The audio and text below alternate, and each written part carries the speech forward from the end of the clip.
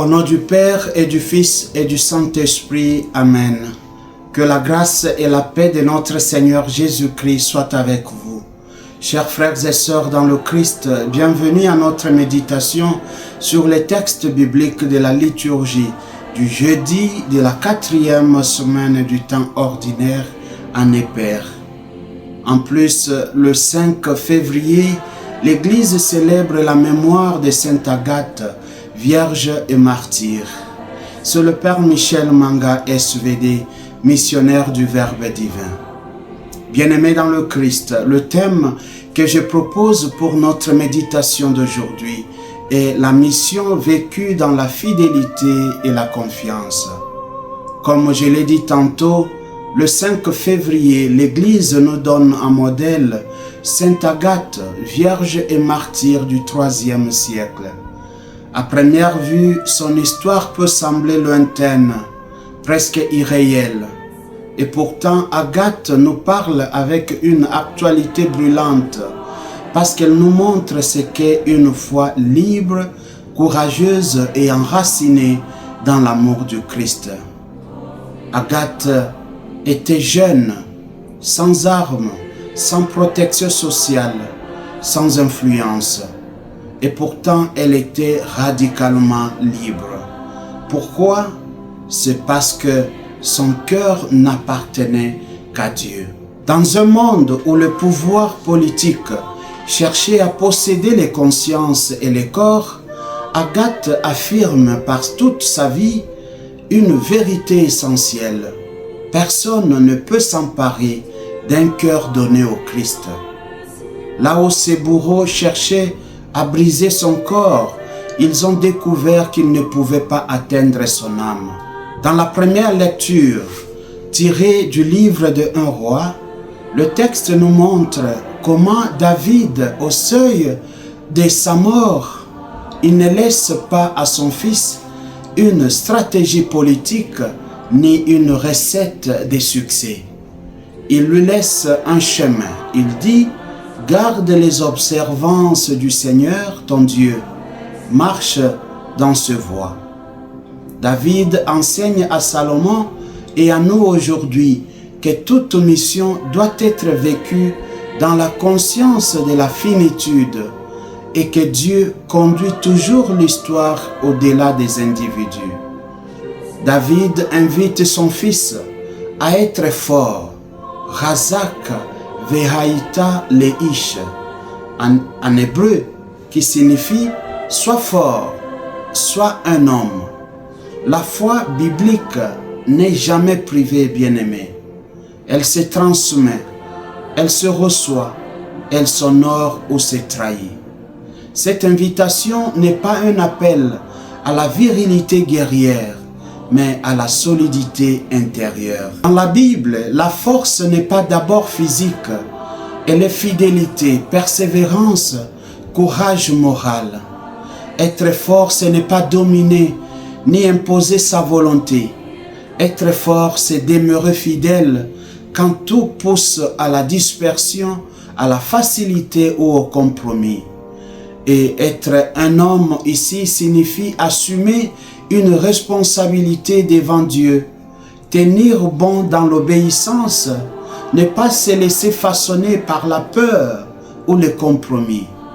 Ce texte bien-aimé nous rappelle que la royauté d'Israël n'est légitime que si elle reste enracinée dans l'alliance. En d'autres termes, le pouvoir n'a de sens que s'il serve ou bien s'il est service de la volonté de Dieu. Chacun de nous a reçu un héritage lorsque nous sommes devenus croyants. La foi, le baptême, une vocation, une responsabilité. Et Dieu ne nous demande pas de réussir d'abord, mais de marcher dans la fidélité, de lui faire confiance. Alors la vraie question n'est pas jusqu'où irai-je, mais dans quelle direction je marche. Nous savons que la Torah est d'abord chemin de vie, non un simple code juridique. Dans l'Évangile, Marc nous révèle que la mission naît toujours d'un appel. Le texte commence par une invitation claire. Jésus appela les 12. Avant d'être envoyés, les disciples sont appelés. La mission n'est née ni d'une compétence personnelle, ni d'un projet humain, mais d'une relation. En outre, toute fécondité apostolique dépend de notre intimité avec le Seigneur. Sans cette source, la mission devient agitation. Le texte dit, il les envoya 2 par 2. C'est une mission ecclésiale. Cela renvoie à la loi juive du témoignage valable selon Deutéronome chapitre 19 verset 15. Mais aussi renvoie à la dimension communautaire de la foi. La mission chrétienne n'est jamais une aventure individuelle. Elle est toujours ecclésiale, portée par la communion, la correction fraternelle, le soutien mutuel. Comme disciples du Christ, nous sommes invités à nous demander, annonçons-nous l'évangile avec les autres ou contre les autres? Acceptons-nous d'être envoyés dans la complémentarité, parfois inconfortable, de l'autre? Après, Jésus donne aux 12 autorité sur les esprits impurs. Dans l'évangile de Marc, l'autorité exousia est toujours liée à Jésus lui-même. Les disciples n'ont pas de pouvoir autonome. Ils agissent au nom du Christ, au nom de Jésus. L'autorité chrétienne bien-aimée n'est jamais domination, mais libération. Elle vise à rendre l'homme à sa liberté, à le sortir de ce qui l'enchaîne. Cela nous montre que l'annonce de l'évangile bien-aimé n'est pas d'abord un discours moral, mais une œuvre de délivrance intérieure. Ensuite, Jésus invite ses apôtres à la pauvreté ou au détachement.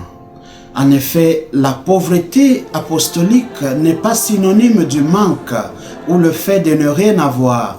La pauvreté ici devient un langage théologique, c'est-à-dire elle proclame que l'évangile n'est pas soutenu par la puissance de l'envoyé, mais par la fidélité et la providence de Dieu.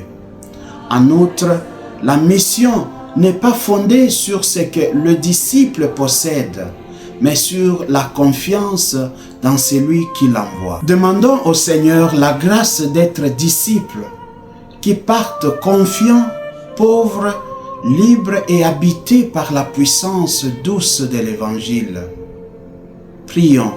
Dieu, notre Père, nous te rendons grâce pour ta parole qui éclaire nos chemins et fortifie nos cœurs. Comme David, à l'heure du passage, tu nous rappelles aujourd'hui l'essentiel de notre vie. Marcher humblement dans tes voies, garder ton alliance, demeurer fidèle jusqu'au bout. Donne-nous, Seigneur, non la force du monde, mais la force intérieure qui vient de toi, celle de l'obéissance confiante, celle de la persévérance dans le bien, celle d'un cœur unifié par ton amour. Tu nous envoies comme les 12, pauvres de nous-mêmes, mais riches de ta grâce. Apprends-nous à partir sans nous appuyer sur nos sécurités, nos calculs ou nos peurs. Que notre vie soit transparente à l'Évangile et que ta puissance se manifeste dans notre faiblesse. Fais de nous des témoins simples et libres, capables d'accueillir comme d'être accueillis, capables d'annoncer la conversion sans juger, capables de laisser les fruits entre tes mains. Par l'intercession de Sainte Agathe, donne-nous un cœur courageux et pur, une foi qui ne transige pas, un amour plus fort que toute épreuve. Qu'à son exemple, Seigneur, rien ne nous sépare de toi, ni la peur, ni la souffrance, ni la mort.